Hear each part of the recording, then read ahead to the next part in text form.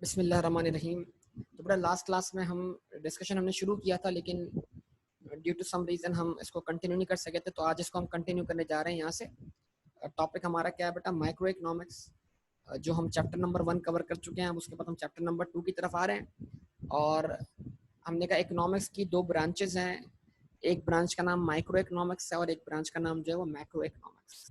ठीक है जी। तो माइक्रो इकोनॉमिक्स क्या है ये समझने वाली बात है। तो अब थोड़ा सा डिस्कशन में थोड़ा आसान कर दूं, बुनियादी बातें आपके सामने रख दूं। देखो, एक होता है इनफरादी लेवल की स्टडी, एक होती है इज्तमाई लेवल की स्टडी। कुछ होते हैं इनफरादी मसाइल, कुछ होते हैं इज्तमाई मसाइल। इज्तमाई मसाइल सबको दरपेश होते हैं, इनफरादी मसाइल सबके अलग अलग होते हैं। जवाब दीजिए।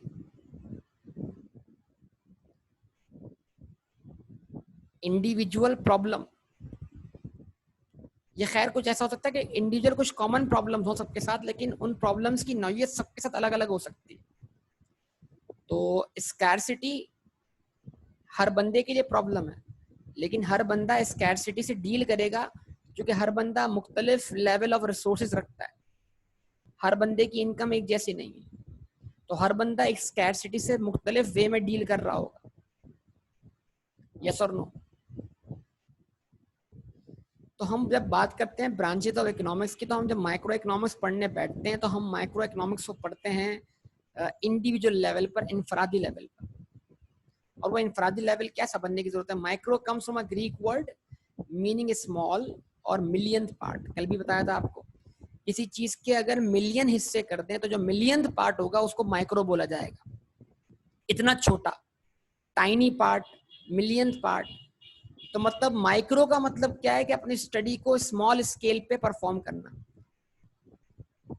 किसी की जात पर इकोनॉमिक्स अप्लाई करना, किसी इंडिविजुअल पर्सन पे, किसी इंडिविजुअल कंज्यूमर पे इकोनॉमिक्स को अप्लाई कर देना, किसी इंडिविजुअल बिजनेस के ऊपर इकोनॉमिक्स को अप्लाई कर देना, किसी इंडिविजुअल प्रोडक्ट के ऊपर इकोनॉमिक्स को अप्लाई कर देना। किसी इंडिविजुअल प्रोडक्ट की प्राइस को स्टडी करने का नाम क्या है? Micro economics. तो micro comes from a Greek word meaning small और million part. Micro economics is the study of how individual agents जिनके जरिए इकोनॉमी चलती है, और वो एजेंट्स बुनियादी तौर पे कौन है? दो हैं, कंज्यूमर्स और बिजनेसेस। इनको हम कंज्यूमर का नाम दें, इनको हम हाउस होल्ड का नाम दें, बात एक ही है। हाउस होल्ड या firms, buyers and sellers, consumers and producers, चीजों को इस्तेमाल करने वाले, चीजों को बनाने वाले। तो माइक्रो इकोनॉमिक्स में हम ये देखते हैं how individual consumers, how households, how firms make decisions with regard to prices. ये बुनियादी मसला ये है कि स्कैरसिटी है, सबकी इनकम जो है वो उस इनकम की कोई ना कोई हद है, और वो अपनी बॉन्ड्स जो है वो उस इनकम में रहते हुए पूरा करेगा। अगर आप हाउस होल्ड लें तो आपकी आमदनी की हद है, अगर आप डिपेंडेंट है तो आपकी पॉकेट मनी की हद है। उस पॉकेट मनी में रहते हुए, उस इनकम में रहते हुए क्या करना है आपको? अपनी जरूरियात पूरी करनी है, अपनी वांट्स पूरी करनी है। अगर आप फर्म्स हैं तो जो फैक्टर्स ऑफ प्रोडक्शन आपके पास अवेलेबल है उनकी भी हद है। उन्हीं फैक्टर्स ऑफ प्रोडक्शन में रहते हुए आपको अपनी मैक्सिमम प्रोडक्शन लेनी है, ऑप्टिमम प्रोडक्शन लेनी है। मतलब हर बंदा अपने अपने लिहाज से सोचेगा।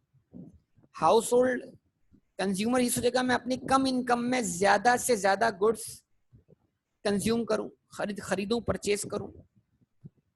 और फर्म्स ये सोचेंगे जनाब कि हम कम से कम रिसोर्सेज में रहते हुए ज्यादा से ज्यादा क्या करें? गुड्स एंड सर्विसेज प्रोड्यूस करें। कंज्यूमर का एम क्या होगा? Maximum satisfaction of wants,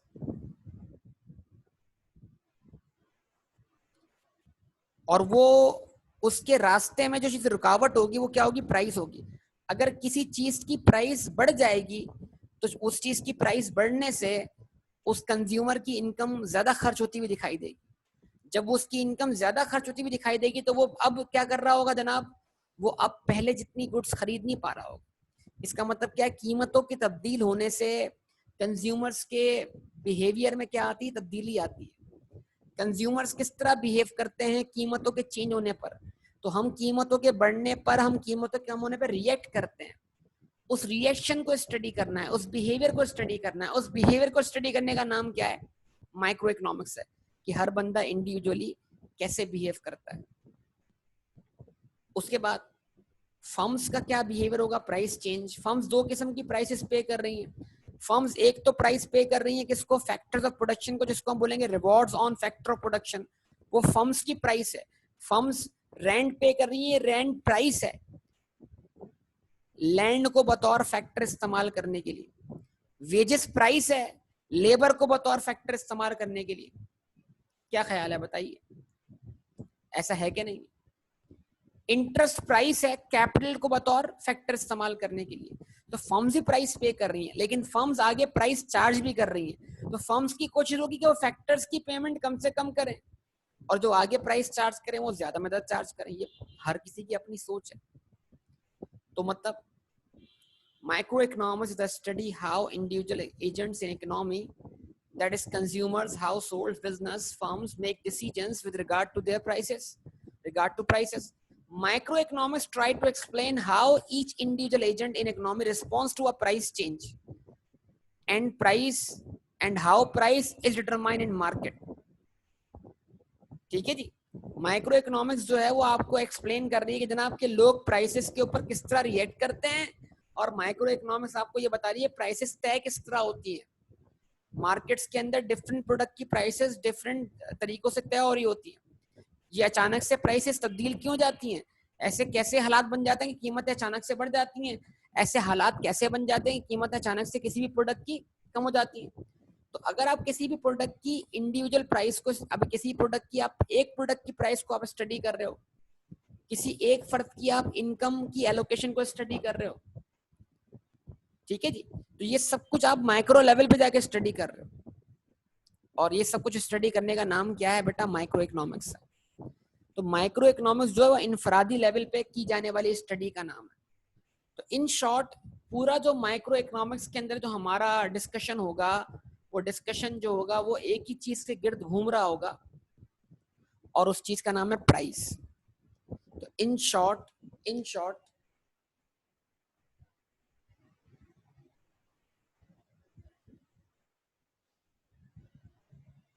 we can say that microeconomics as the price theory, यानी पूरी माइक्रो इकोनॉमिक्स की बहस एक ही चीज पे चल रही है, वो क्या है? प्राइस। प्राइस बार बार आपको एक ही झगड़ा मिलेगा, एक ही मसला मिलेगा, प्राइस क्यों? क्योंकि प्राइसेस ही आपकी इनकम की कंजम्पशन को रिप्रेजेंट करेंगे। कि आप अपनी इनकम में से जो चीजें खरीद रहे हैं, ऑब्वियसली उनकी आप कोई ना कोई कीमत पे कर रहे हैं, और वो कीमत पे करने से आपकी इनकम खर्च हो जाती है, वो कंज्यूम हो जाती है। ऐसा होता है कि नहीं होता? तो कीमतें तब्दील होने से आपकी कंजम्पशन पे, आपके खर्चों पर क्या पड़ेगा? फर्क पड़ेगा। क्लियर सबको बेटा? तो जैसे तो सारा डिस्कशन आके रुकता है प्राइस पर। अब अगर बंदे को ये ना पता हो कि प्राइस क्या है, तो फिर बात नहीं बन पाती। What is price by the way? What is price? Price क्या है? बोलिए, बताइए।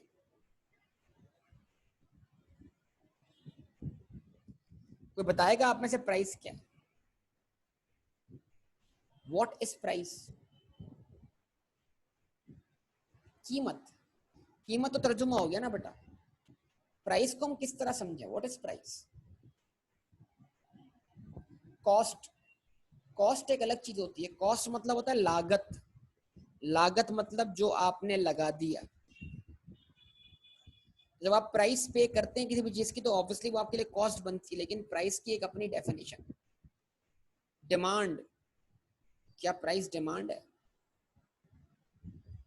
या इकोनॉमिक्स के अंदर डिमांड की अपनी एक डेफिनेशन है।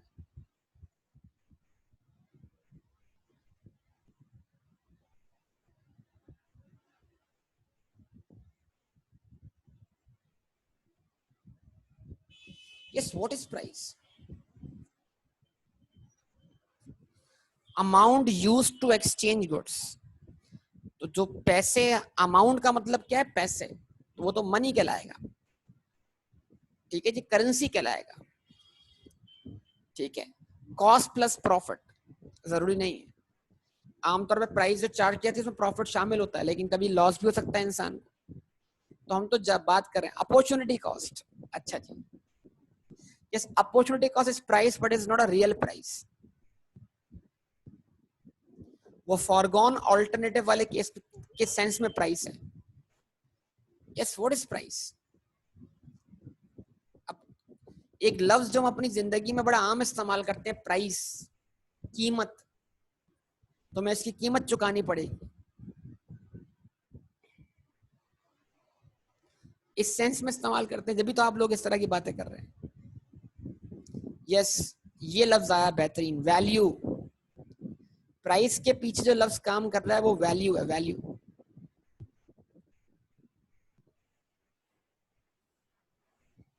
Yes, value.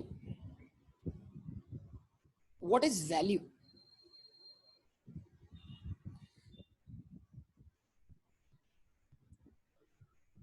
What is value? Value क्या?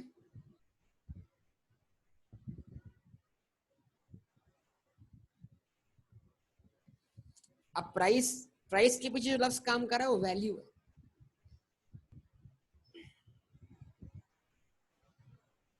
जवाब दें बेटा, व्हाट इज वैल्यू? खामोशी छा जाती है एकदम से जब मैं पूछता हूँ ना आपसे, सवालात करता हूँ आपसे। How important something is, okay, important मतलब कोई चीज कितनी इम्पोर्टेंट है, गुड, चलें। वैल्यू, इम्पोर्टेंस, ये सब रिलेट, प्राइस, वैल्यू, इम्पोर्टेंस, ये तीनों चीजें बड़ी आपस में रिलेट करती हैं, उनका आपस में ताल्लुक है, करेक्ट बात। वर्थ, यस, गुड, और कुछ बताइए।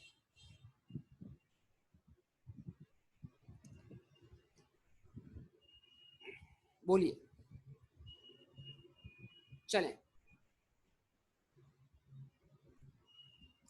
लिखवा रहा हूं, जरा आप लिख लीजिएगा इसको, जो लिखवा रहा हूं उसको डिक्टेट कर, अब थोड़ा डिक्टेट कर लीजिए जरा आप लोग।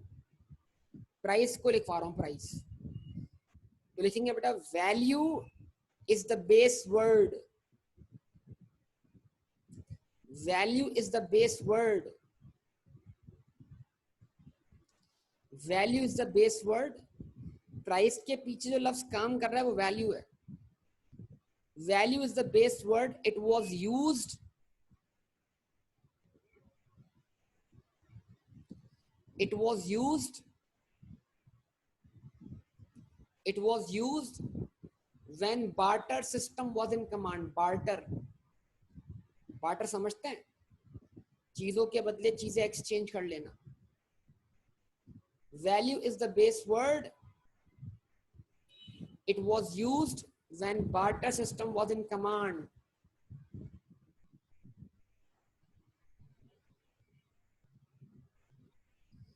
value is the base word, it was used when barter system was in command। बताइए, लिखा सब लोगों ने यहां तक?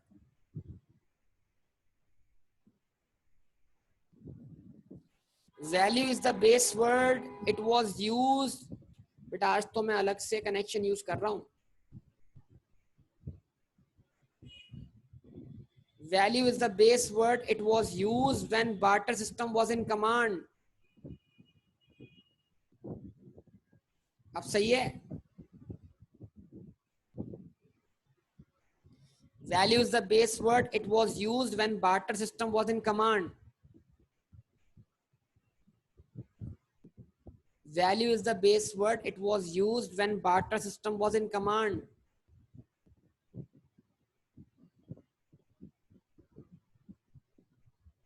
यहां तक लिखा सब लोगों ने?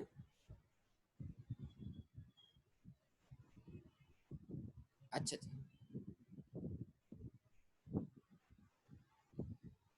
Full stop. Value of good x, good x का मतलब क्या? कोई भी चीज, चाहे उसको आप एप्पल बोले, चाहे आप उसको कार बोले, चाहे आप उसको टेबल बोले, आप उसको चेयर, गुड एक्स मतलब, गुड मतलब चीज, एक्स मतलब उसको कोई भी नाम दे। Value of good x means तो गुड एक्स आप इस तरह लिख दें,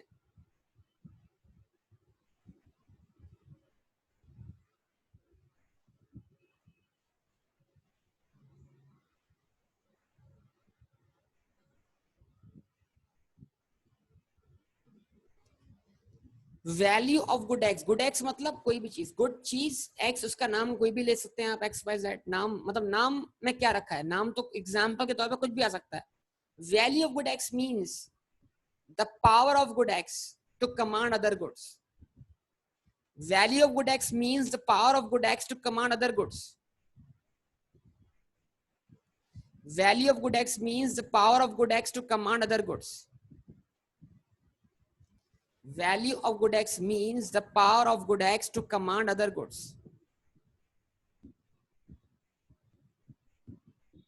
लिखा यहां तक आप लोगों ने?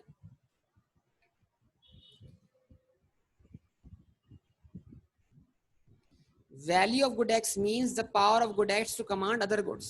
अब ठहरिएगा और समझिएगा बात को, लेकिन आपको लफ्ज वैल्यू समझाना है, वैल्यू। अब वैल्यू क्या है समझिएगा जरा, वैल्यू लफ्ज समझा रहा हूं।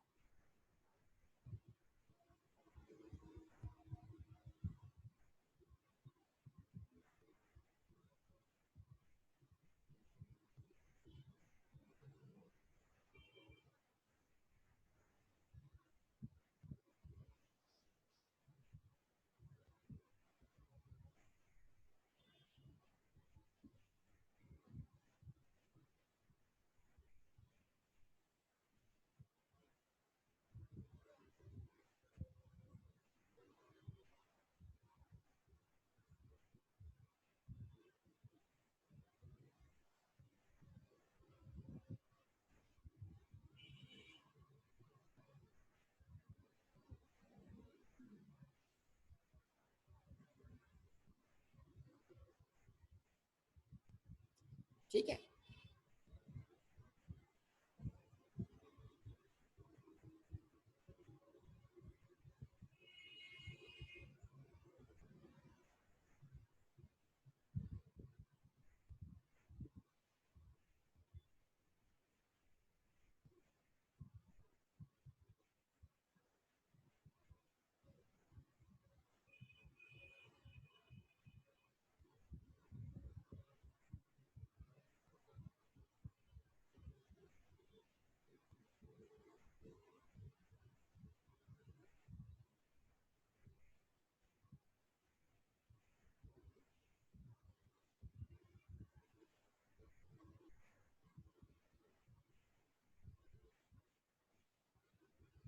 बताइए क्या इन क्वेश्चंस को आप इक्वल मानेंगे?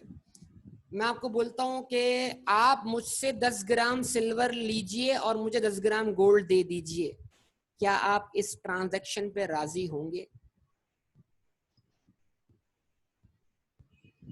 नो। मैं बोलूंगा जनाब आप मुझसे 1 किलो व्हीट लेकर मुझे 1 किलो राइस दे दीजिए, क्या आप इस ट्रांजैक्शन पे राजी होंगे?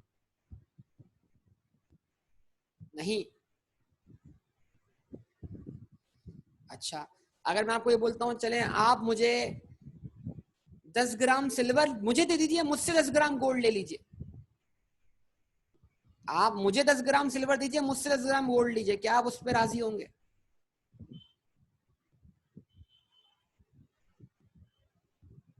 यार ये तो गलत बात है ना, अब राजी क्यों हो गए? अभी भी राजी नहीं होना चाहिए, मतलब हिसाब के अच्छा फायदा है इसलिए राजी हो गए। मतलब इसका मतलब क्या है, अगर सामने वाले को किसी चीज की वर्थ अगर नहीं मालूम तो तुम उसका फायदा उठा लोगे ना। इसका मतलब ये कि एक बंदा, इसका मतलब क्या हुआ, अगर एक बंदा 10 ग्राम गोल्ड देकर 10 ग्राम सिल्वर नहीं लेना चाहता, इसका मतलब यह वो गोल्ड की वैल्यू को जानता है।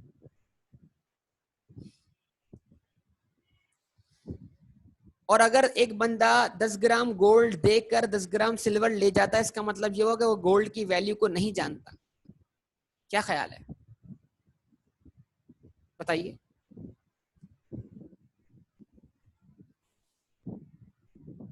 अच्छा, अब ये तो अलग बहस पड़ जाएंगे हम लोग कि भाई वो खुशी खुशी अपनी चीज दे रहा है कि नहीं दे रहा, इससे हटते हैं। देखिए इसका मतलब क्या, जनरल अगर बात करें हम तो 10 ग्राम गोल्ड जो है वो इन terms of value 10 gram silver के बराबर नहीं है।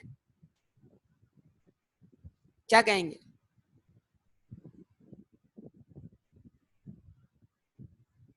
यही कहेंगे ना।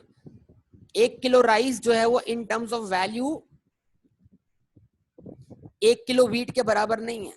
चले उससे बढ़ के बात करते हैं, उससे बढ़ के बात करते हैं।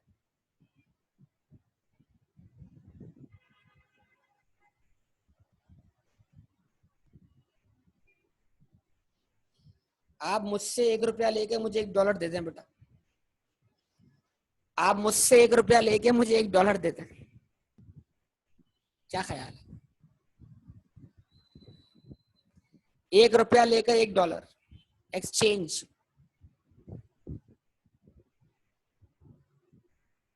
हंस रहे हैं सब लोग यार।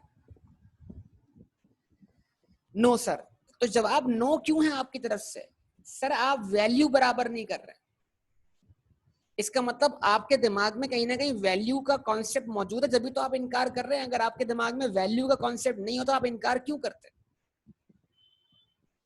तो आप इन तमाम इक्वेशंस को इक्वल नहीं मान रहे, इसलिए कि ये इक्वेशन इक्वल नहीं है। क्यों?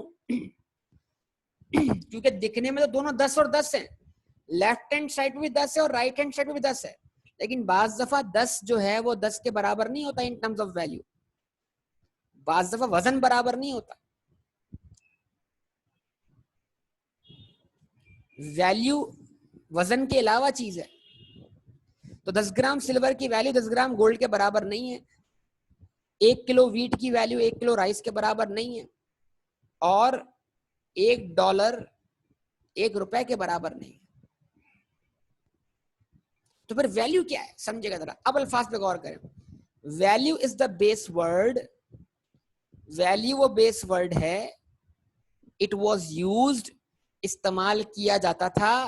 When barter system was in command, जब बार्टर सिस्टम चलता था। बार्टर कब चलता था? जब लोगों के पास करेंसी नहीं हुआ करती थी, लोग चीजों के बदले चीजें एक्सचेंज करते थे। हाँ भाई तुम्हारे पास राइस है, तुम वुल ले लो, राइस और वुल का एक्सचेंज कर लो,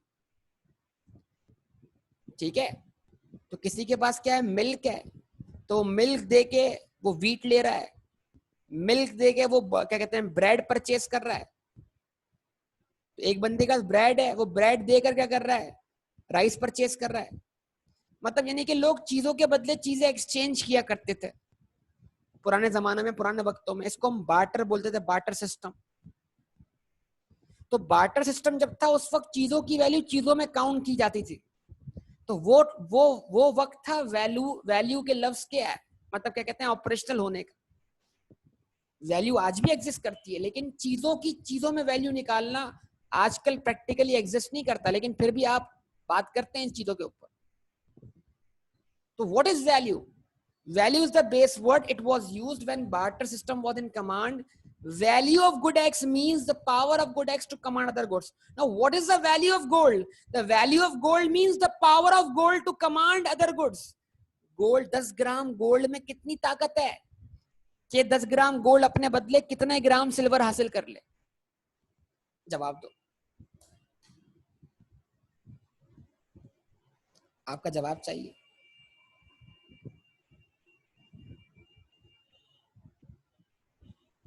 10 ग्राम गोल्ड में कितनी ताकत है कि वो अपने बदले सिल्वर के कितने यूनिट हासिल कर सकता है? ये गोल्ड की वैल्यू है।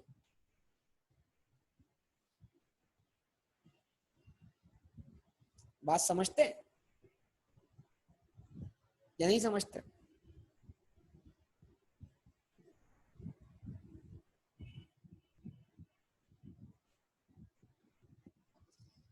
तो मिसाल के तौर पर मान लीजिए 10 ग्राम गोल्ड में इतनी ताकत है कि वो अपने बदले 1000 ग्राम सिल्वर हासिल कर सके।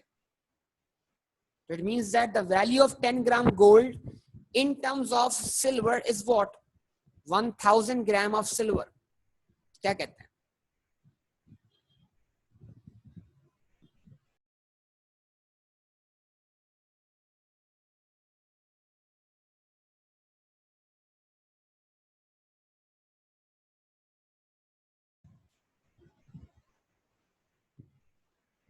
हाँ जी बोलिए बेटा, जवाब दीजिए।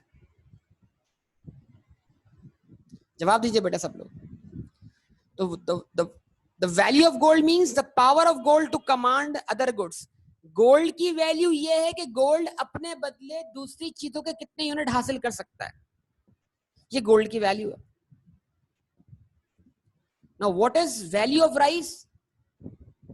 The value of rice is the power of rice to command other goods. Rice की वैल्यू क्या है in terms of wheat? Sir rice की value in terms of wheat ये कि राइस के अंदर इतनी वैल्यू है कि वो अपने बदले वीट के 3 यूनिट हासिल कर सकता है। 1 किलो राइस तकरीबन 3 किलो वीट के बराबर है, इस तरह बोल सकते हैं। तो value of rice is the power of rice to command other goods. एक राइस के यूनिट में इतनी ताकत है कि वो अपने बदले वीट के 3 यूनिट हासिल कर सके। तो मतलब क्या हुआ? राइस की value in terms of wheat क्या हुई? 3 kilo wheat. The value of dollar means the power of dollar to command other currencies. एक डॉलर में कितनी ताकत है कि वो अपने बदले दूसरी करेंसी के कितने यूनिट हासिल कर सके? सर एक डॉलर में इतनी ताकत है कि वो अपने बदले 150 रुपए के 150 यूनिट हासिल कर सकता है, एक यूनिट ऑफ डॉलर। तो एक यूनिट ऑफ डॉलर की value in terms of rupees क्या हुई? 150 रुपए। The power of goods, the value of dollar means the power of dollar to command other goods. Value ये है कि एक चीज के अंदर दूसरी चीज के कितने यूनिट हासिल करने की ताकत है, वो उसकी वैल्यू है। तो हमेशा वैल्यूएशन एक चीज की होती है इन टर्म्स ऑफ अदर। किसी चीज को वैल्यू दी जाती है बेटा, वो वैल्यू कोई और देता है। यानी गोल्ड को वैल्यू सिल्वर दे रहा है, राइस को वैल्यू वीट दे रहा है, डॉलर को वैल्यू रुपया दे रहा है। यानी डॉलर की वैल्यूएशन रुपए में हो रही है कि नहीं हो रही? तो डॉलर की वैल्यू ये बता रही है कि डॉलर में कितनी ताकत है कि वो अपने बदले रुपए के कितने यूनिट हासिल कर सकते। तो value of good X means the power of good x to command other goods. यहां तक लिखा सब लोगों ने? मैं फिर अब शुरू से रिपीट कर रहा हूं और फिर मैं कंक्लूड कर रहा हूं उसको, आखिरी लाइन को। आखिरी लाइन क्या है? इसको मैं कंक्लूड कर रहा हूं यहां पे लाके आखिर में। Value is the base word. It was used when barter system was in command. Value is the base word. It was used when barter system was in command. Value of good X means the power of good X to command other goods. अब price की तरफ आ रहा हूं, price की तरफ देखिएगा, आखिरी line conclusion. Value, अगला पॉइंट लिखवा रहा हूं, तीसरा point. Value when expressed in terms of currency it is called price.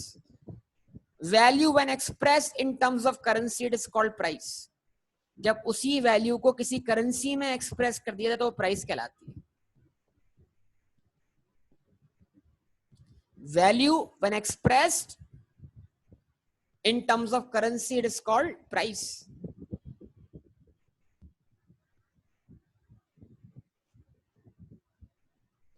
Value when expressed in terms of currency it is called price. हाँ भाई बोलिए, जवाब दीजिए, आप सबके जवाब का मुंतजिर हूं बेटा। Value when expressed in terms of currency it is called price. जब वैल्यू को एक्सप्रेस करते हैं इन टर्म्स ऑफ करेंसी तो क्या कहलाती है बेटा? वो प्राइस कहलाती है। अब इसका मतलब क्या हुआ? अगर किसी चीज की प्राइसेस बढ़ रही है तो मतलब क्या हो रहा है? उसकी वैल्यू में इजाफा हो रहा है। अगर किसी चीज की प्राइस कम हो रही है तो उसकी वैल्यू में क्या आ रही है? कमी आ रही है, ऐसा बोल सकते हैं। तो प्राइस और वैल्यू दोनों पैरेलल चीजें हैं, लेकिन प्राइस आमतौर पे क्या होती है? वो करेंसी यूनिट में होती है। अब आप बताइए कि आजकल जो हम किसी भी चीज को वैल्यू करते हैं वो करेंसी में करते हैं, और जो करेंसी वैल्यूएशन है, मतलब करेंसी में वैल्यू करना जो है वो क्या कहलाएगा? प्राइस कहलाएगा। तो इसका मतलब क्या है?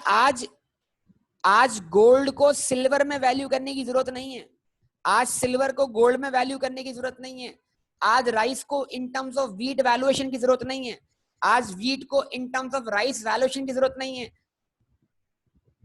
तो आज चीजों में वैल्यू निकालने की जरूरत नहीं, क्योंकि आज करेंसी मौजूद है। तो हर चीज की वैल्यूएशन किस में होगी? करेंसी में होगी। और जो करेंसी में वैल्यूएशन होगी वो क्या कहलाएगी बेटा? प्राइस कहलाएगी। क्या ख्याल है? बात समझ लगती है? Value when express in terms of currency it is called price. ठीक है, तो ये क्लास हमारी आज थोड़ी लेट हो गई, तो इसको फिर मैं इतने पे इक्तफा करूंगा, क्योंकि अगला टॉपिक मेरा डिमांड है। तो इंशाल्लाह कल की क्लास में मैं डिमांड का टॉपिक शुरू करूंगा, डिमांड। और डिमांड जो है वो बड़ा इंपॉर्टेंट टॉपिक है इकोनॉमिक्स का। ठीक है, तो ये चीज, तमाम चीज ध्यान में रखिएगा। कोशिश करेंगे इसको हम प्रैक्टिकल करके समझें। तो आप भी इसको थोड़ा देखिए, किताब से एक दफा पढ़ के देखिए इन तमाम बातों को, फिर हम आगे बढ़ेंगे। तो मैं आपको हर अगली क्लास का टॉपिक पहले बता दूंगा हम क्या पढ़ने जा रहे हैं। आप थोड़ा आप उसको देखिए, थोड़ा आप किताब से पढ़ के देखिए, फिर थोड़ा मैं आपको क्लियर करूं, तो कॉन्सेप्ट आपका अच्छे से क्या हो जाए, बिल्डअप हो जाए। ठीक है ना? तो इंशाल्लाह फिर इसको कंटिन्यू करते हैं। यहाँ तक कोई सवाल हो तो पूछ लीजिएगा प्लीज। यहाँ तक कोई बात ऐसी जो आपको समझ में ना आई हो तो बता देना। तो micro is a price theory, और माइक्रो के अंदर सारी कहानी जो है प्राइस की, ये पूरी माइक्रो इकोनॉमिक्स प्राइस के गिर्द घूमेगी।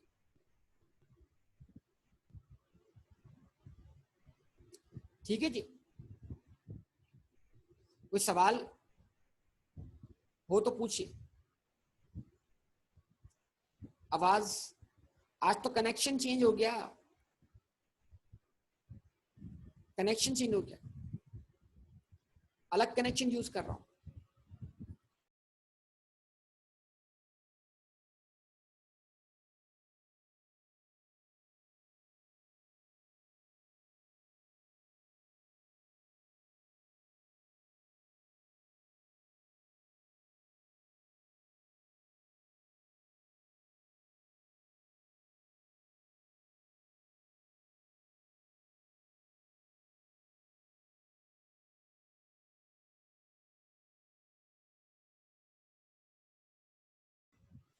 ठीक है बेटा, तो यहाँ तक हमारी बात चलती रहेगी। फिर इंशाल्लाह अगली क्लास में हम डिमांड को डिस्कस करेंगे। यहाँ तक इसको स्टॉप करते हैं। अगर आपको कोई क्वेश्चन नहीं तो फिर मैं इसको क्लोज करता हूँ। ठीक है, उम्मीद करता हूँ प्राइस की डेफिनेशन लिख ली होगी आपने। ओके बेटा, ओके, अल्लाह हाफिज। इसको क्लोज कर रहा हूँ।